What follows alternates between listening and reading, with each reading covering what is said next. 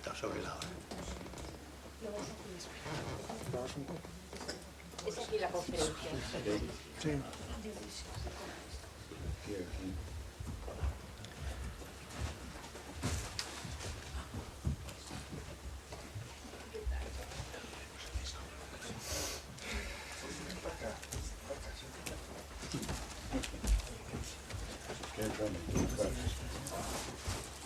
Ilustrísimos señores académicos, señoras y señores, bienvenidos a este acto extraordinario de la Real Academia de Medicina del Principado de Asturias, en el que intervendrá el señor don Ignacio Gracia Noriega y su lección versará sobre la peste como tema literario. Tiene la palabra don Ignacio Gracia Noriega. Muchas gracias, señor director de la Academia.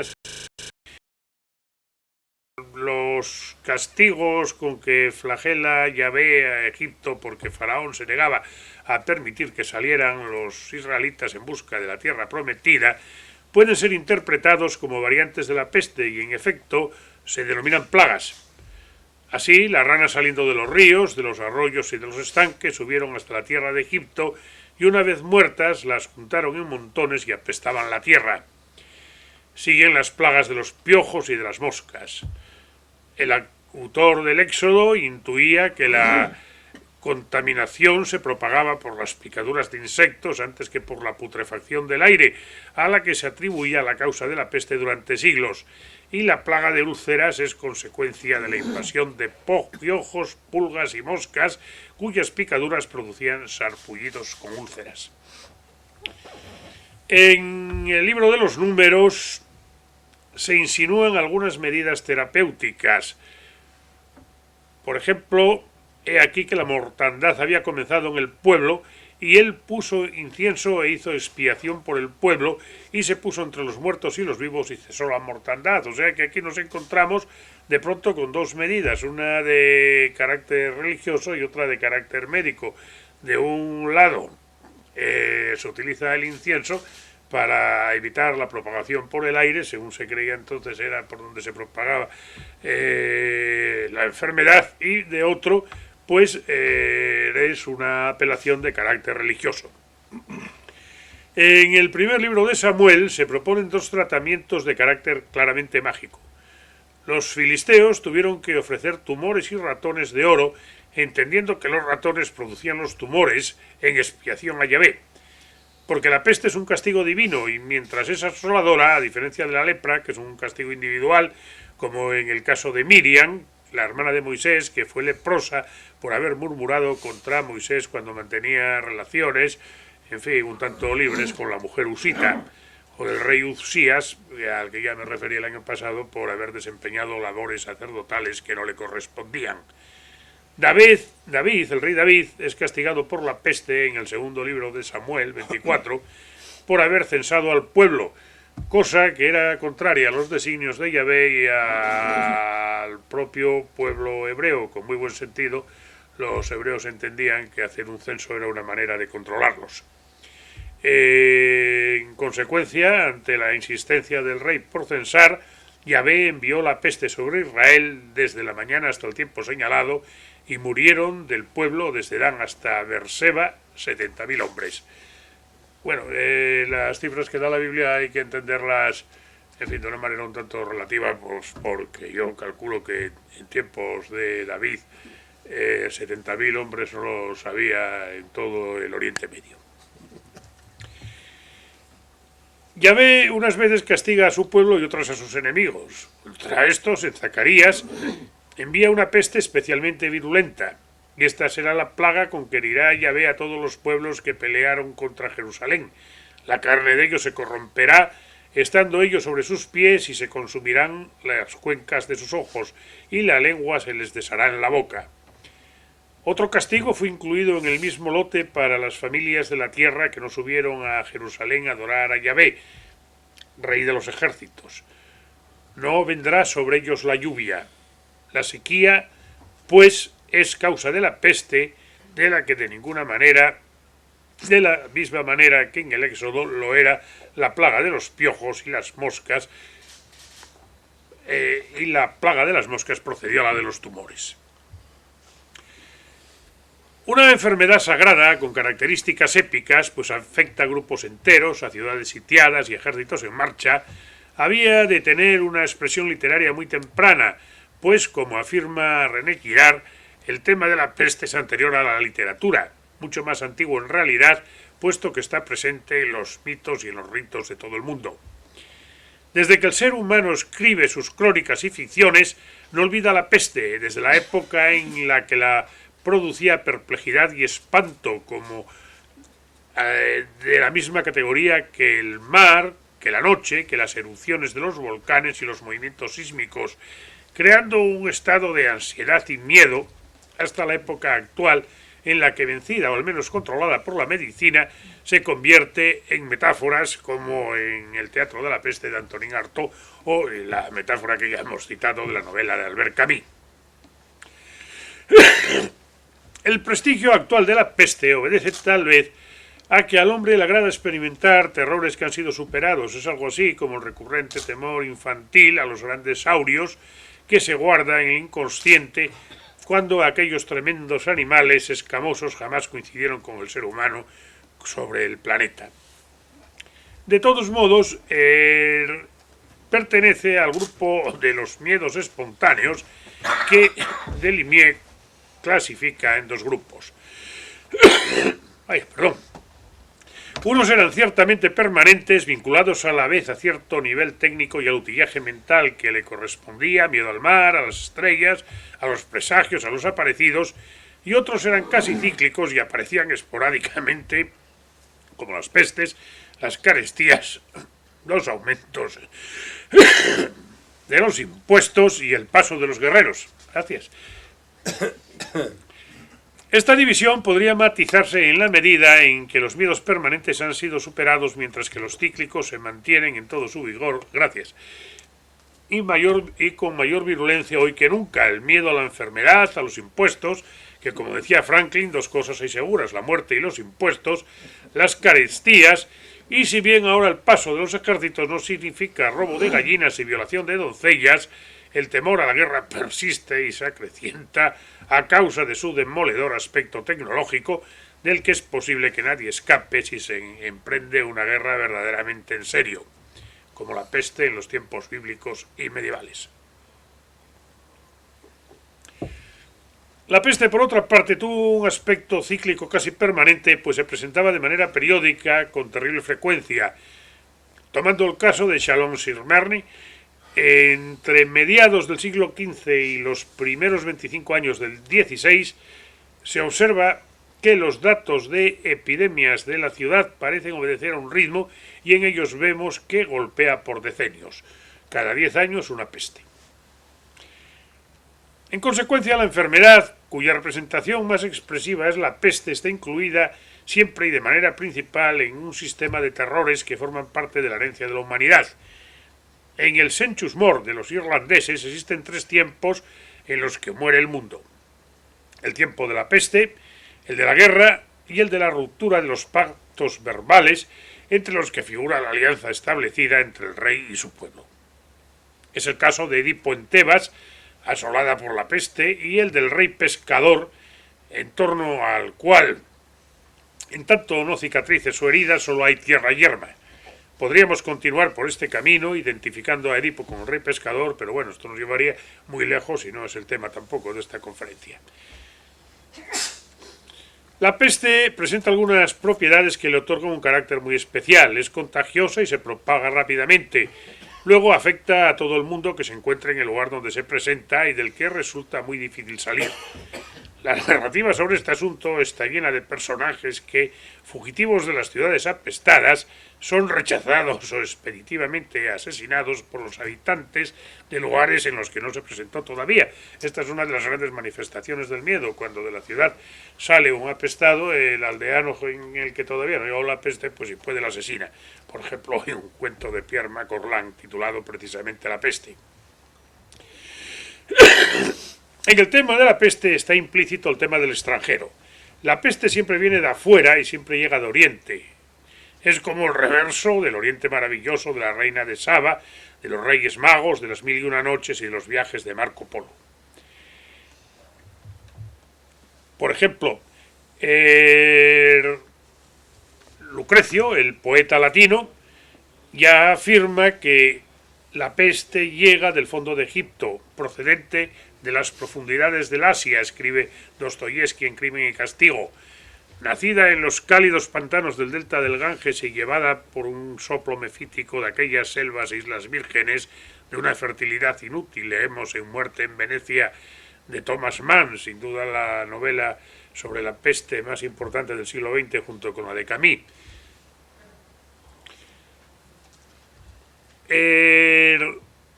Boccaccio, naturalmente, también notifica que nace en regiones orientales. Dos casos singulares, literariamente singulares, son los de dos célebres novelas de terror, Drácula de Bram Stoker y Frankenstein de Mary Shelley. Drácula, el conde Drácula, efectivamente llega a Londres en la bodega de un barco y produce una verdadera contaminación que se puede considerar como una metáfora de la peste, en la medida en la que, bueno, el vampirismo no digamos que sea una peste, sino que es una especie de enfermedad ficticia o de ficción, pero de todos modos la descripción que hace Bram Stoker de la furia vampírica que asola la ciudad es muy parecida a las descripciones medievales de la peste.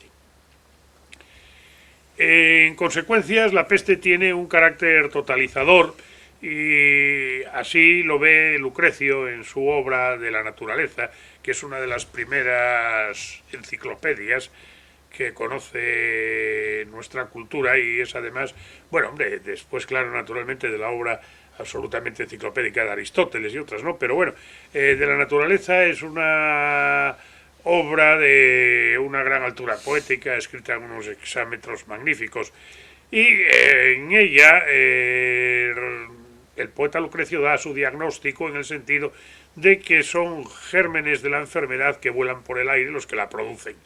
Y esto es debido a que el elemento húmedo del suelo entra en corrupción al embate de intempestivas lluvias y calores. Algo parecido afirma Virgilio en el libro tercero de las Geórgicas, donde se producen confusión y terror y la peste afecta tanto a animales como a personas. En una época más reciente, en el siglo XVI, Fray Luis de Granada opina en la introducción al símbolo de la fe que como las pestilencias se producen por el aire, el remedio no se logra hasta que el aire no se purifica y en consecuencia, pues una de las imágenes más características de la peste eran a los médicos a los que se les llevaba con una máscara en forma de pico, de largo pico de un ave, en la que se metían pues esencias aromáticas para que el médico pues no respirara el ambiente contaminado de la casa de los enfermos, de los apestados, aunque luego claro ya se verá que esto pues en realidad no solucionaba nada. Aparte de las infecciones del aire, otra causa principal de la peste es el hambre, y a esto se refiere Edward Gibbon en su Historia de la decadencia y caída del Imperio Romano, en la que en el año 189 después de Cristo en Roma se producen a la vez dos calamidades: el hambre producida por la carestía y la peste producida por la falta de alimentos. Una descripción muy plástica de la peste y que todos ustedes recordarán es la que se encuentra en el Apocalipsis. Cuando el Cordero abre uno de los sellos, se muestran cuatro seres vivientes, los cuatro jinetes. El primero monta un caballo blanco y tenía un arco en las manos, el segundo era jinete de un caballo bermejo y empuñaba una gran espada, el tercero iba sobre un caballo negro portando una balanza, y por fin el cuarto jinete lo era de un caballo amarillo que tenía por nombre Muerte y el infierno le seguía. El amarillo como representación de la peste, aquí la encontramos en una de sus primeras expresiones. En cuanto a las flechas a las que se refiere el Apocalipsis, también las encontramos en la Ilíada, en el primer canto de la Ilíada. Apolo lanza sus flechas contra el ejército sitiador de Troya, atacando primero a los animales y después a las personas, produciendo entre ellas gran mortandad. Voy a pasar de largo la pormenorizada descripción que hace Tucídides de la peste, porque además como esto se va a publicar pues se puede leer ahí, si no esto sería alargar demasiado la conferencia, pero realmente es una de las primeras descripciones de la peste y una descripción además muy precisa en todos sus términos. Aunque hay algunos eruditos que dicen que lo que Tucídides ahí describe no es la peste, pero bueno, yo la verdad, en fin, mis escasos conocimientos me dan más... y con términos médicos de la época precisísimos. Es muy preciso, no utiliza ningún término médico, pero es muy preciso todas las razones que... Son historias clínicas, prácticamente. Sí, son historias clínicas, naturalmente. Sí, yo aquí lo que estoy dando son historias clínicas de gente que no es médica, ¿no? Por ejemplo, en el libro tercero de las Geórgicas de Virgilio, escribe que a los caballos les arden los ojos, se salen de lo más hondo del pecho el aliento, intercalado con hondos gemidos, dilátanseles los ijares con recios sollozos, negra sangre mana de la nariz, y la seca y rígida lengua les oprime las hinchadas fauces. La sangre por la nariz era un síntoma inequívoco de peste y además era ya al que le sangraba la nariz, pues ya se consideraba que no tenía ningún remedio. Así, por ejemplo, Boccaccio, que afirma al principiar la primavera del año anterior empezaron a manifestarse lo que describe Boccaccio es la peste negra, o sea, la peste bubónica. Empezaron a manifestarse horrible y milagrosamente los efectos dolorosos de la pestilencia. Mas no obraba como en Oriente, donde verter sangre por la nariz era signo seguro de muerte inevitable, sino que aquí, al empezar la enfermedad, nacíanle a las hembras y varones en las ingles y en los sobacos unas hinchazones que a veces alcanzaban a ser como una manzana común y otras como un huevo, y otras mayores y menores otras. Daba a la gente ordinaria a estos bultos el nombre de bubas, y de ahí bubones, bubónica. Bueno, en fin, voy a pasar por alto algunas descripciones, por ejemplo, en una de las grandes obras y muy desconocidas de nuestra literatura clásica, que es La diferencia entre lo temporal y eterno, del padre Nirenberg, que es una obra terrible, atroz, con unas descripciones de la guerra y de la peste verdaderamente espeluznantes, porque además Nirenberg, que era de familia alemana, aunque era jesuita español porque su padre había venido a la corte de España, durante la guerra de los 30 años él tenía noticias de las barbaridades que le hacían los suecos a los pobres alemanes, a los alemanes, y les... Bueno, pues le comían a los niños crudos, los ensartaban en las puertas, violaban a las mozas, algunas las abrían en canal, bueno, en fin, una serie de barbaridades que seguramente pues él sabía de primera mano por cartas que le escribían sus familiares desde Alemania. Lo que teníamos que saber era lo que luego hacían los alemanes con los suecos, o sea, que eso él ya no lo cuenta. Bueno, pues aquí nos encontramos también con una descripción de la peste verdaderamente impresionante. En el aspecto médico es muy ilustrativa la obra de Carlo Cipolla, un gran historiador italiano, con una obra Quien rompió las rejas del Monte Lupo, donde se produce pues, un enfrentamiento entre, digamos, la Iglesia y la medicina, la racionalidad y, digamos, los tratamientos de carácter religioso. El problema es las concentraciones en iglesias, en procesiones, ¿son beneficiosas o perjudiciales? Hay una serie de médicos, incluso algún eclesiástico que consideran que estas reuniones son verdaderamente nocivas porque extienden la enfermedad y de lo que se trata es de un tratamiento racional, y ese tratamiento racional pues incluye entre otras cosas la fundamental, el aislamiento del apestado. En cualquier caso, las epidemias, y una de sus secuelas o una de sus causas puede ser lo mismo causa que secuela, el hambre, eran fenómenos normales en una cultura material de un nivel tan primitivo y entre poblaciones que padecen una completa indigencia. No obstante, los contemporáneos, la gente de la Edad Media, según Diví, vieron prodigios, signos del desarrollo general al que se abandonaba el universo, y en general vieron pues una serie de manifestaciones mágicas a las cuales se combatía solamente pues por medio de métodos religiosos, procesiones, misas, etc. El desarreglo cósmico repercutía de manera natural en la vida de los hombres, y desde esta perspectiva se producía lo que Jacques Legoff denomina el inevitable choque de lo fisiológico y lo sagrado, que llega a negar al hombre biológico. Vigilia y ayuno como soluciones a una situación en lo que a veces el tratamiento hubiera sido una adecuada alimentación. La peste, a diferencia que la lepra, que es fácil aislar, o sea, es fácil controlar al leproso, la peste, produce una serie de grandes confusiones y alteraciones sociales. Sófocles nos dice que en Tebas todo era confusión y llanto. Los muertos yacen en la tierra sin que haya compasión. Nadie por ellos llora.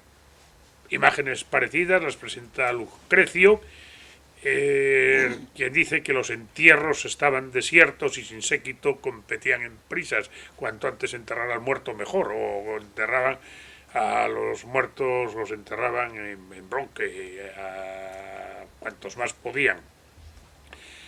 El capítulo de los entierros es uno de los aspectos más espeluznantes de las epidemias. Y de estos, pues desde Sófocles hasta Daniel Defoe en El año de la peste o Samuel Pepys en sus diarios, hay una constancia literaria. Bueno, ya no digamos en La peste de Camus, donde a los muertos los hacinaban en camiones de estos que luego, al daban el vuelco, abrían unas fosas y ahí los echaban, ¿no?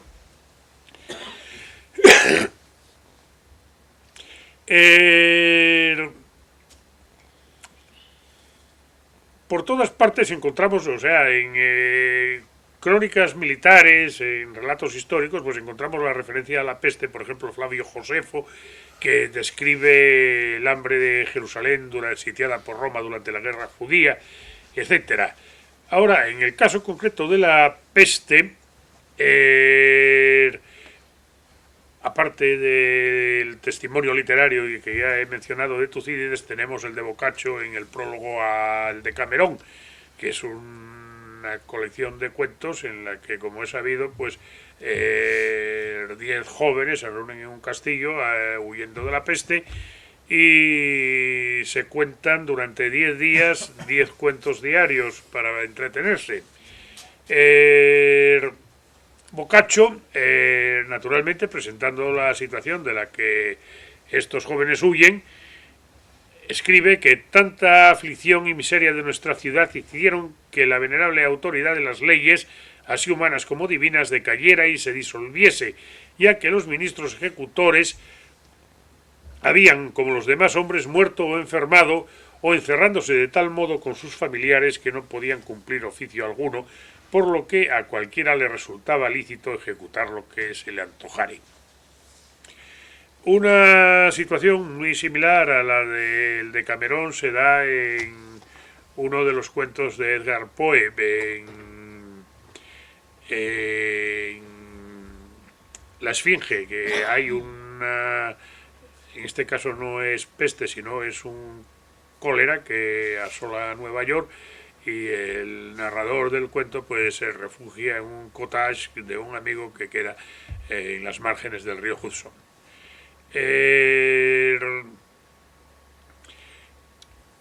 En cualquier caso, la enfermedad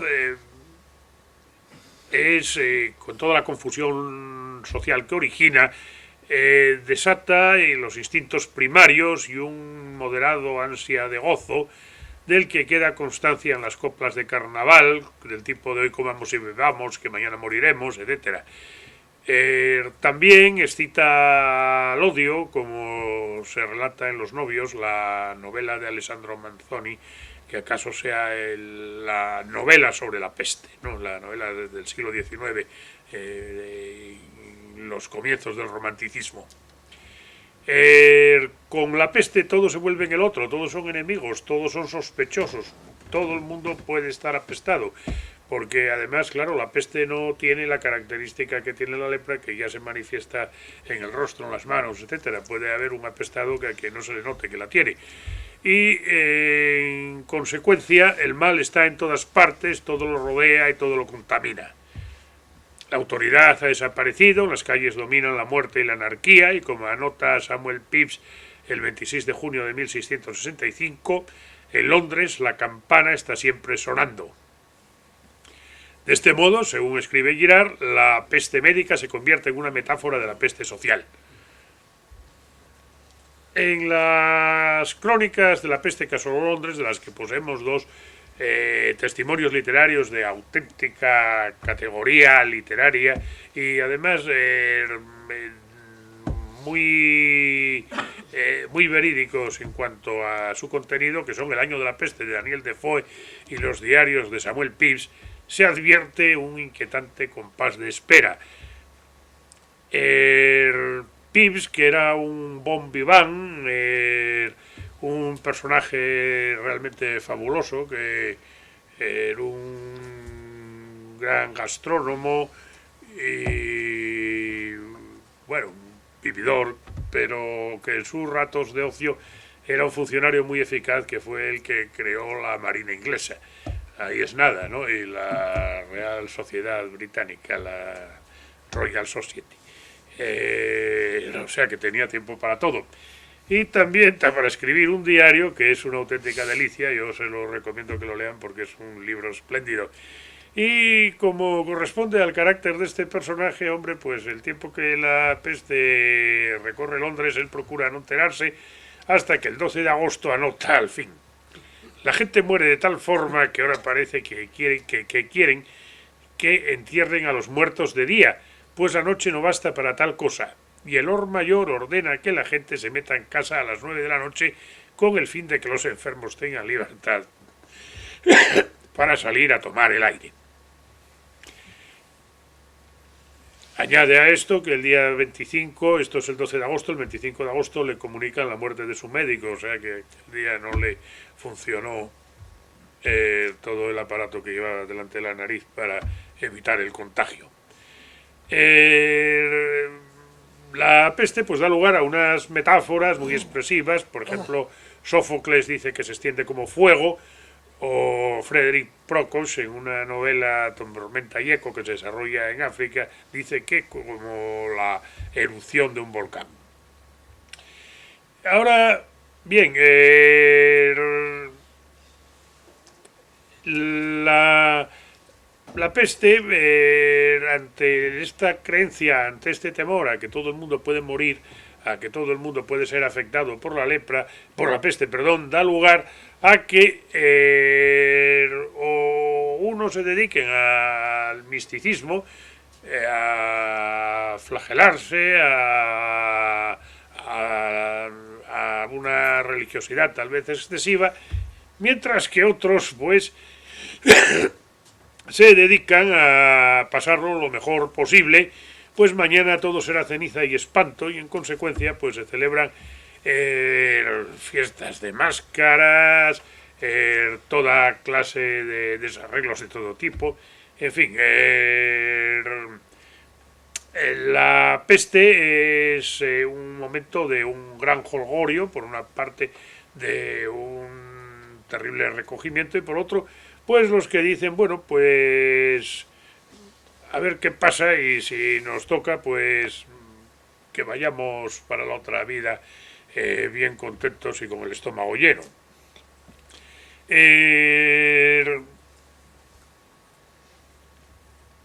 No solamente la peste, vamos, o sea,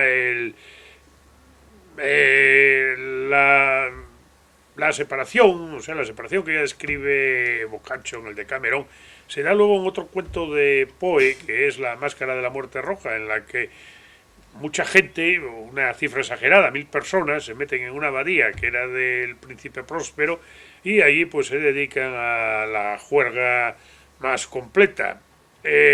Naturalmente la peste entra y acaban todos, pues como es de suponer.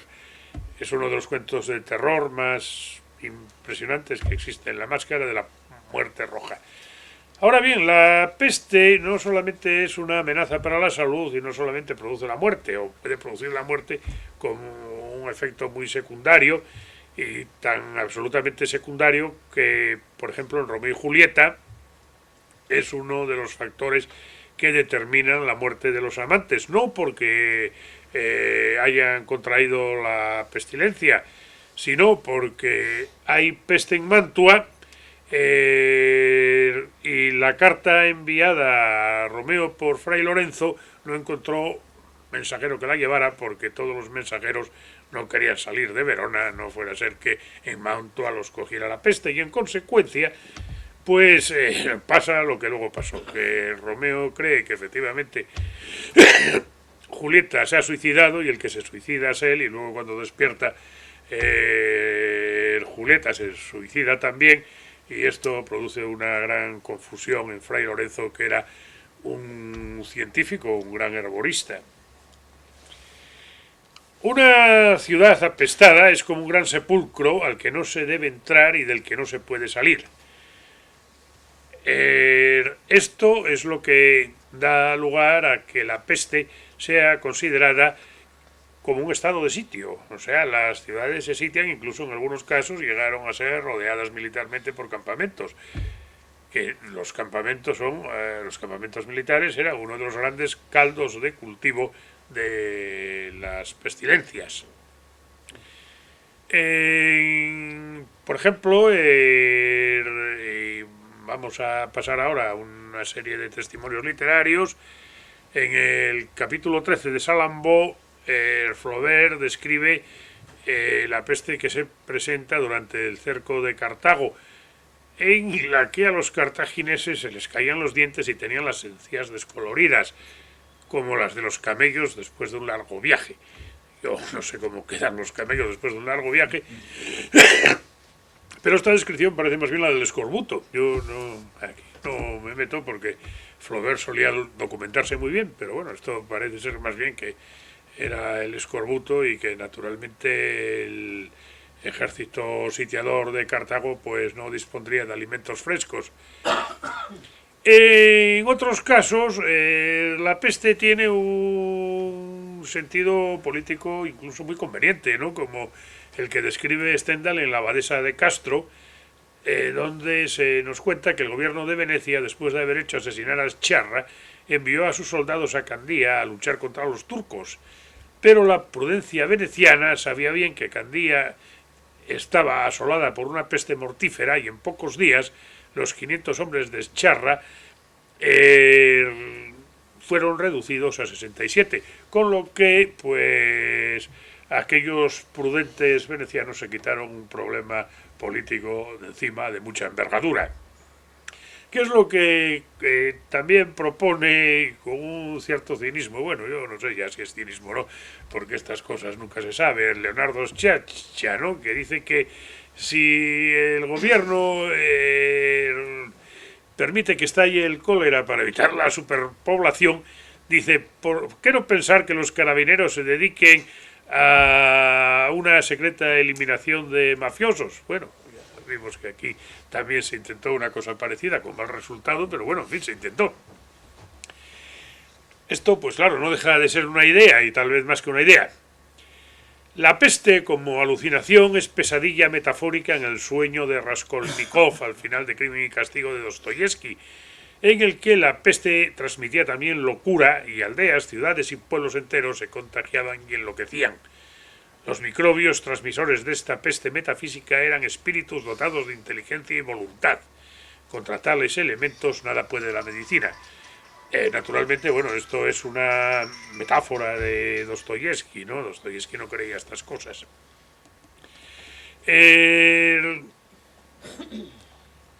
Klosowski refiere, citando a San Agustín, que los dioses invocados en la época de la peste habían mandado instituir las artes escénicas en Roma. La peste remitió, pero la nueva peste, es decir, la del teatro, causó estragos, estos casi incurables, la corrupción de las costumbres. Ahí es nada.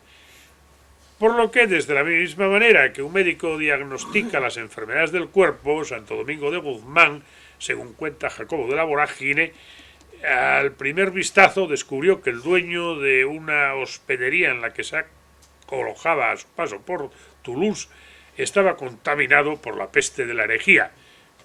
Como no lo descubrió Santo Domingo, no nos lo dice Jacques de la Vorágine, pero suponemos, imaginamos que aquel posadero hablaba más de la cuenta, y entonces, claro, Santo Domingo captó que era hereje. En fin,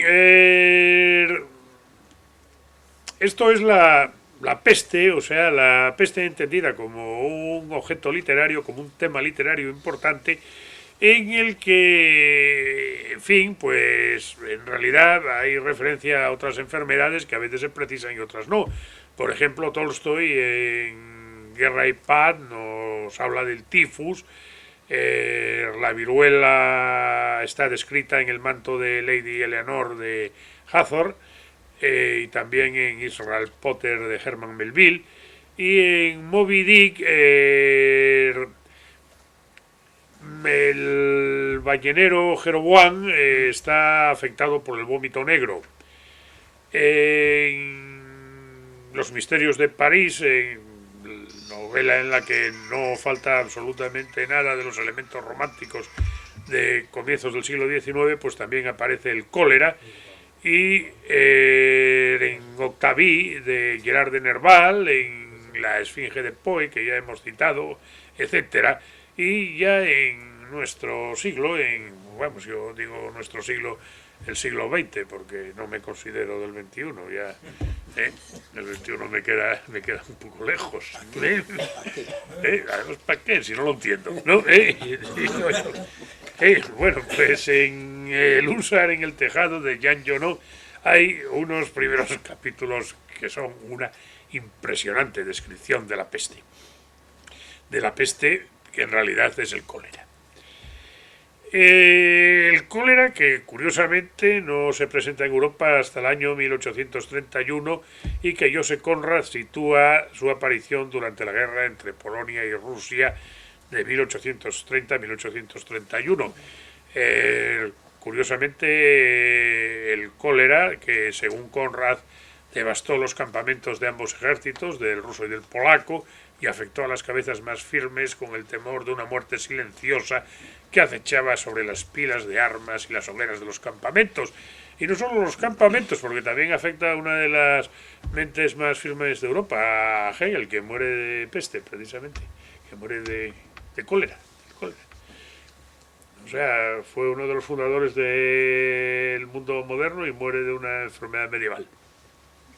A veces pasan estas cosas.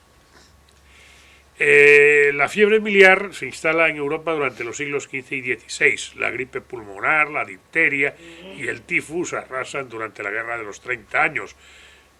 No vamos a hacer referencia a la gripe española de 1918, que por poco hace la paz por separado en las trincheras de la Gran Guerra.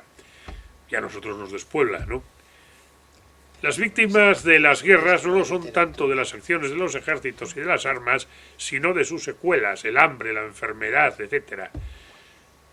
Y bueno, pues las represalias que se toman como el vencido, aunque esto es una peculiaridad de la guerra moderna. En épocas anteriores yo creo que la gente era más humana, más civilizada, y una vez que se acababa la guerra procuraban olvidarse de ella. Hombre, cortaban la cabeza a los que podían, ¿no? Pero los que escapaban ya, bueno, pues al cabo de un año podían volver y no les pasaba nada. En realidad las guerras no empezaron a ser verdaderamente destructivas en el sentido de poner en peligro a la especie hasta esta época de ciencia y tecnología. Pues ha de tenerse en cuenta que una carga de caballería nunca será tan mortífera como apretar un botón y pumba, soltar pues un avión lleno de bombas o incluso la bomba atómica, ¿no? O sea que también se lanzaría apretando un botón.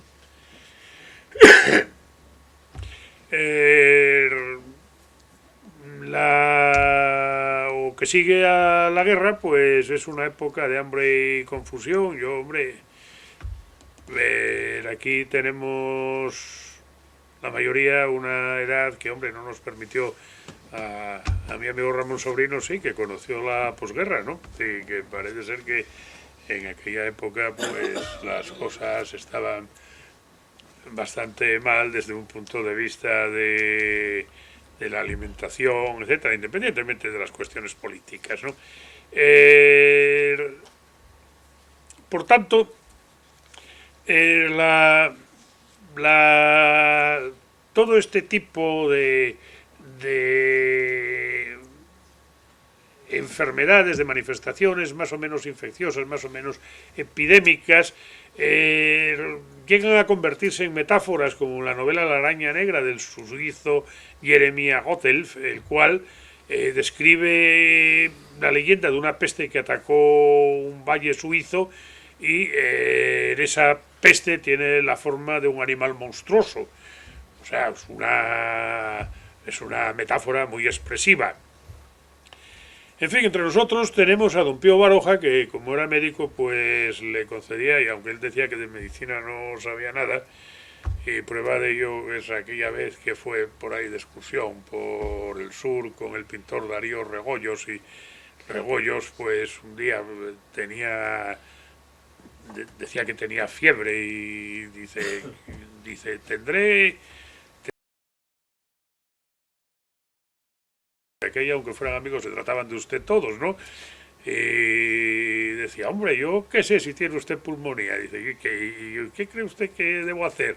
Dice, pues mire usted, tómese un par de aspirinas, una copa de coñac, métase en la cama y mañana si está bien, pues está bien, y si no, pues vaya al médico. Dice, pero usted no es médico. Dice, bueno, sí, pero en fin, de título, ¿no? Sin embargo, en las memorias de un hombre de acción, pues está lleno hay un variado abanico de manifestaciones epidémicas, como la peste en la ruta del aventurero y la culta Europa, el cólera en el escuadrón del brigante, la fiebre amarilla en la isabelina, el vómito negro en la biografía de Aviraneta, etcétera, ¿no? Las epidemias, sobre todo a partir de la irrupción de la peste negra, tuvieron sus representaciones iconográficas, dado su enorme potencia plástica, y como escribe Delimier, modificaron la inspiración del arte europeo, orientándolo más que hacia la evocación de la violencia, el sufrimiento, la demencia y lo macabro. Mencionando como muestras significativas desde los frescos de Orcaña en la Santa Croce de Florencia hasta el Hospital de Apestados de Goya o los Apestados de Jaffa de Gros. El gran cuadro épico y romántico realizado para mayor gloria de Bonaparte, recordarán el cuadro, un cuadro de dimensiones enormes en el que Napoleón está visitando a los apestados, aunque Chateaubriand, siempre antinapoleónico, era muy borbónico Chateaubriand, dice que, acudiendo al testimonio del secretario del general Bonaparte, dice, yo iba al lado del general y doy fe que no le he visto tocar a ningún apestado. Él fue allí, miró y tal, hizo propaganda como si fuera un político de ahora que van a ver, se produce una inundación, paz, ahí están todos, ¿no? Y luego en realidad lo único que hacen es molestar, porque es molestar, sí, porque realmente si se produce un accidente de tren, ¿qué va a hacer un gobernador civil allí, no? ¿Imaginan ustedes a Trevín resolviendo un problema en una vía? No, pues no, dará órdenes y las órdenes serán disparatadas, ¿no? Claro, o sea, si no saben, pues que dejen a los que saben, que despejen la vía, ¿no? Si el horror se desborda con efectividad plástica incontenible en descripciones como la alucinante invasión de las ratas en Gerona de Pérez Galdós, que ahora lo políticamente correcto es llamar a Gerona de otro modo, pero bueno, como Galdós lo escribe así, bueno, pues yo digo Gerona, que además fue como aprendí en el bachiller, ¿no? ¿Cómo no se van a aprovechar tales motivos macabros y horribles en la pintura y otras artes visuales, siendo como eran motivos al alcance de cualquier experiencia? Porque para el hombre medieval y el de épocas posteriores las epidemias estaban demasiado presentes como para que no le resultaran familiares.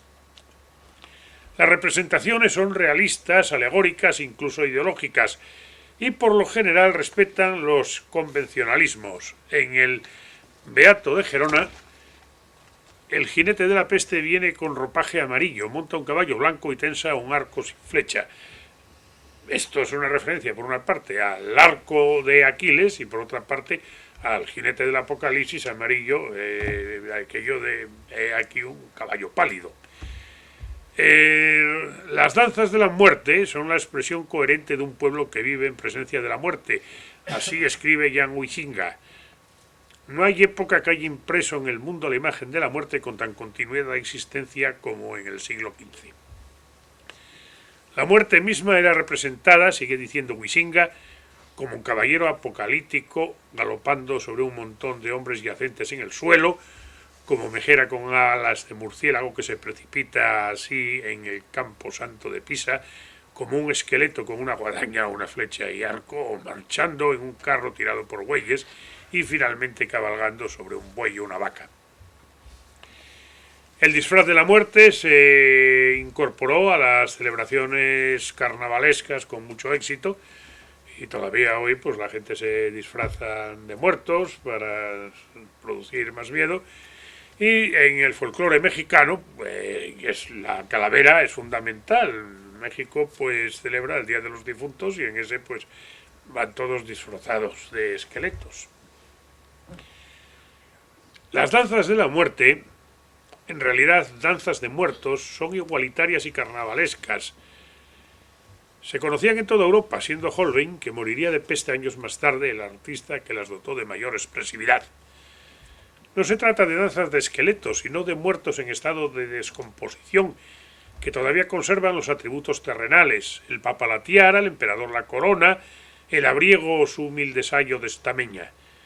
Con el papa, el emperador y los poderosos del mundo abriendo el baile, las danzas macabras resultan ideológicas y reivindicativas y como alegoría representan abstracciones y un principio general. Todos mueren, desde los más encumbrados al aldeano más modesto. Contrasta esta ideología con el frío horror del Triunfo de la Muerte de Bruegel, donde los cuerpos caídos o a punto de caer, los cadáveres amontonados, los caballos famélicos y esqueléticos saltando por encima de los cuerpos, la mesa vacía, los muebles volcados, el caballero desenvainando la espada en un gesto de inútil defensa, el trovador tañendo el laúd al lado de una dama que aún se aferra a la vida y detrás un esqueleto músico, el ejército de esqueletos aguardando alineados detrás de las tapas de los ataúdes, los rostros lívidos, el suelo lleno de suciedad y desperdicios, los fondos desolados, las negras columnas de humo que se elevan hacia cielos oscuros y rojizos, tienen poco que ver con la alegoría, pues transmiten un mundo demasiado real en el que la vida se ha interrumpido y la confusión y el espanto son el anuncio del fin del mundo o de un mundo en el que las orcas son el complemento de los ataúdes y el cielo turbulento y feroz cierra toda esperanza hacia los lejanos horizontes. Muchas gracias por su atención.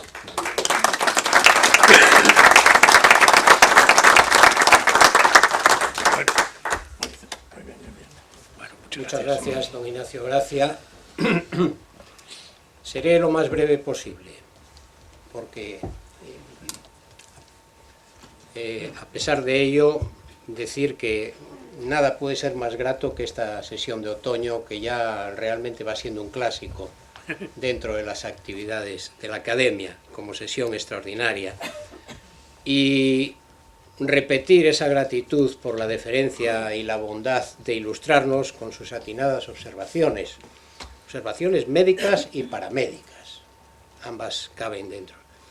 Realmente los temas intemporales que están relacionados con la medicina, cuando alcanzan toda clase de actividades en las que obviamente se encuentran las diferentes formas de creación literaria, trascienden a estas y realmente, pues como decía, condicionan de forma muy marcada, de forma muy intensa, no solo a la sociedad que las protagoniza, sino también a muchas generaciones posteriores. En relación con la definición de las pestes, efectivamente son enfermedades diversas. Yo aquí tenía anotada nada más una cosa, algunas más, pero algo, elevada transmisibilidad, violenta y en la mayor parte de los casos irreparable agresión al organismo. Y la tercera, una que aparece en la peste de Camus, cuando sobre la base del nazismo lo que analiza realmente es la indiferencia de las personas que están sometidas colectivamente, dentro de ese colectivo, a una presión enorme como puede ser la peste, ¿no? Más que la indiferencia y es demuestra, el no querer enterarse. Claro, Eso es, sí, pero es la indiferencia en tiempo de crisis, es lo que pasó con el nazismo, ¿no? Y entonces demuestra que los que practican esa indiferencia o huyen de la peste son una parte tan importante del problema como la propia peste para la sociedad. Esa es la tercera propiedad que yo le atribuí a la peste, en honor al aniversario de Camus. Sí, sí. Que por cierto terminó la peste y rompió inmediatamente con Sartre. Bueno, claro, es que es una novela contra el totalitarismo. No, rompió con Sartre 2 o 3 años después. Sí, sí, por eso, pero casi inmediatamente, porque la peste le llevó 11 años o por ahí. Cuando publica León me revolté. Y esto No, sí, justo cuando lo acabó. Ahí es donde le ponen verde. Pero es que realmente eso es sacado de todas las demás escrituras que él hizo. Y luego ya no digamos con la guerra de Argelia, en la que él se sintió... especialmente se sintió implicado. Especialmente implicado. Él decía que no, en realidad había que dar la independencia. Yo había notado aquí tifus exantemático, fiebre tifoidea, infección por Yersinia, que son los bubones, el cólera, la fiebre amarilla, el ébola, antrax, VIH, SIDA, el síndrome de distrés respiratorio agudo, el virus de la gripe aviar, H5N1, y por supuesto la viruela, poliomielitis y tantas otras, ¿no? Pero lo que más me importaba destacar es que fueron y son causantes de una experiencia tan sumamente humillante y tan vacía que incluso en la actualidad, a pesar del fabuloso desarrollo científico y del conocimiento en todos los aspectos, nuestra naturaleza repite a la menor ocasión esos comportamientos que don Ignacio Gracia denominaba atávicos, fruto de una atávica y calamitosa fragilidad de ánimo. Y recuerdo lo que pasaba con los autobuses que venían por Castilla y León hacia Asturias, y la gente al pasar por los pueblos, entonces no había autopistas tan profusas como ahora, se pasaba por en medio de los pueblos, se tapaban la nariz y la boca ante aquellos ciudadanos que eran compañeros suyos de veraneo y muchas veces huéspedes suyos durante el veraneo. Y era algo que no tenía nada que ver con la peste, pero la idea del contagio, la idea del mal, la idea de la muerte por contagio, eso llevó a utilizar la misma máscara que la de los médicos. Y el rechazo al extranjero, ¿eh? Evidentemente. El rechazo al de evidentemente. Fuera. Y realmente esa es una observación... es un condicionamiento muy importante en la peste, que es el rechazo al de fuera. Y hay un hecho, que es que no se ha escrito prácticamente nada sobre aquella gripe española ni sobre la gripe vulgar, a pesar de ser la más frecuente de las enfermedades. Ojo, ¿por qué? Pues porque tiene una especial capacidad de conmover y porque tiene una especial atracción para ser utilizada políticamente incluso, y junto con esas fuerzas brutas, todo esto ha impulsado mucho más que el propio síndrome médico la literatura existente sobre la peste. Desde el punto de vista clínico, yo opino que eso es así. Yo creo que don Ignacio Gracia Noriega ha realizado una descripción del panorama precisa, muy bien documentada y con la visión crítica que caracterizan sus intervenciones, cubriendo los aspectos esenciales, es decir, las líneas maestras del tema que anunciamos en nuestras invitaciones. Y por ello es probable que, reconocida esta circunstancia y reafirmada nuestra gratitud, el acto debiera finalizar aquí, y lo voy a finalizar aquí, porque estamos ya casi fuera de tiempo, ¿no? Únicamente decir que espero que podamos echar un vistazo algún día a la música relacionada con la peste, no solo por las danzas macabras, que por cierto tuvieron una influencia enorme en muchos autores españoles.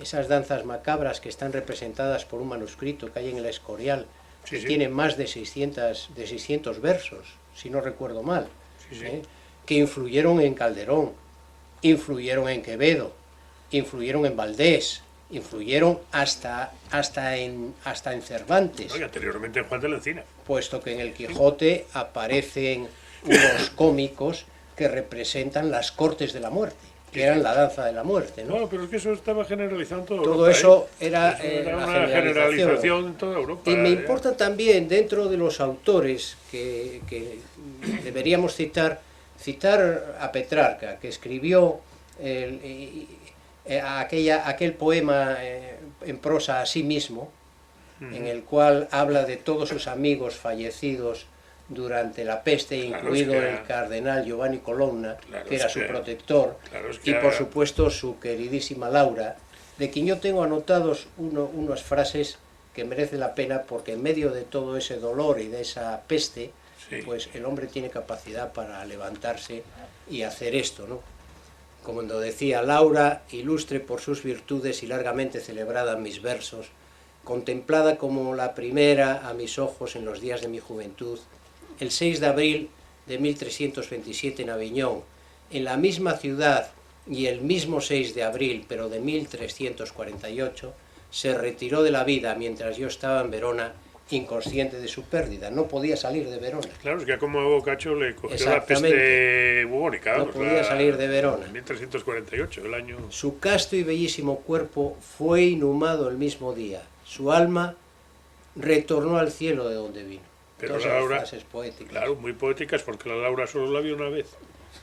Él la vio más veces de lejos, Hombre, de lejos, sí. Siempre de lejos. Siempre de lejos, sí, eso es el amor platónico, ¿no?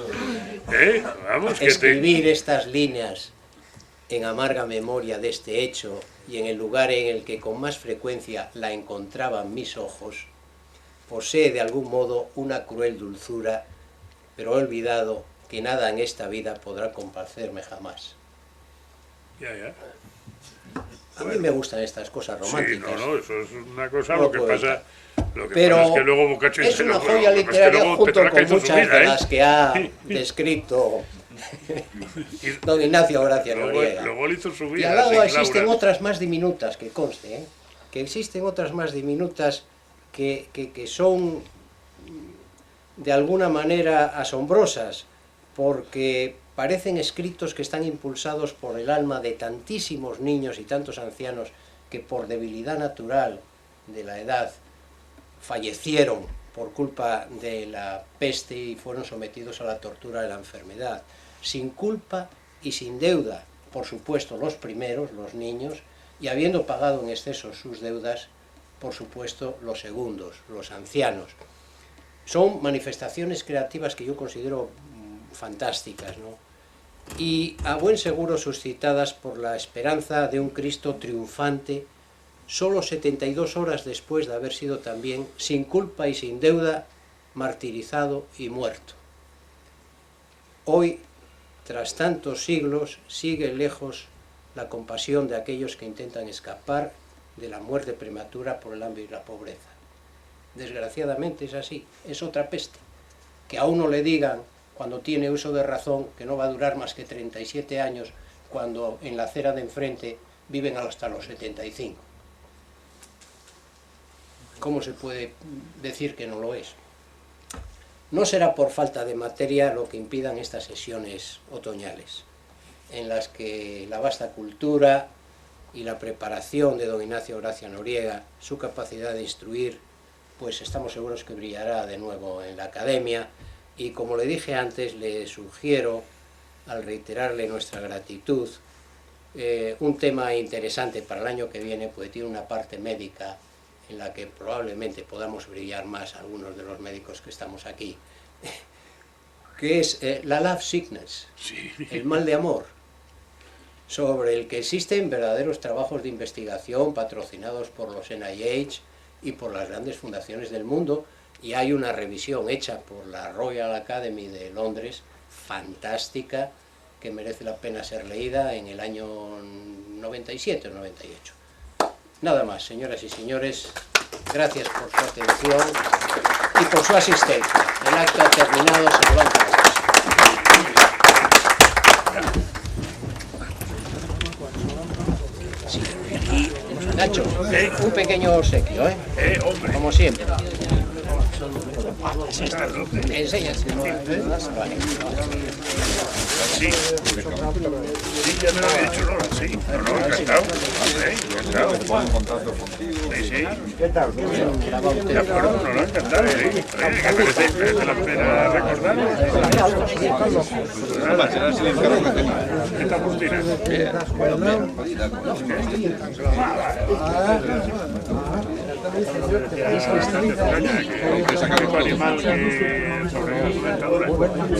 Es que sabe lo que me está pasando. Me está tan contento de que he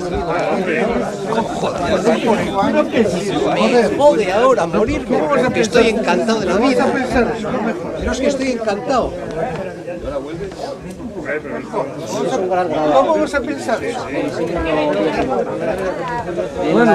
Del renacimiento del grabado en la Sí, señor.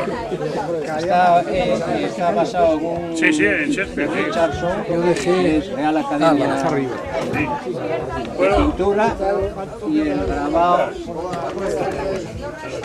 el grabado es de uno de los grabadores con gran oficio. Lo que sí me tienes luego a notar es este nombre y este nombre, y te mando yo porque tengo reseñas de todo. Ah, muy bien, de acuerdo. Muy bien. Que no me dio tiempo a ponértela por detrás como el año pasado. Ah, muy bien. Pero te pongo la historia del grabado. ¿Qué tal?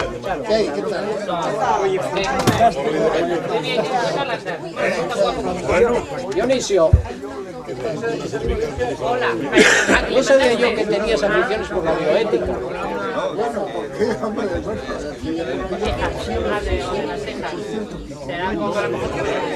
Ah, pues ¿La sí, mira, etnografía o qué?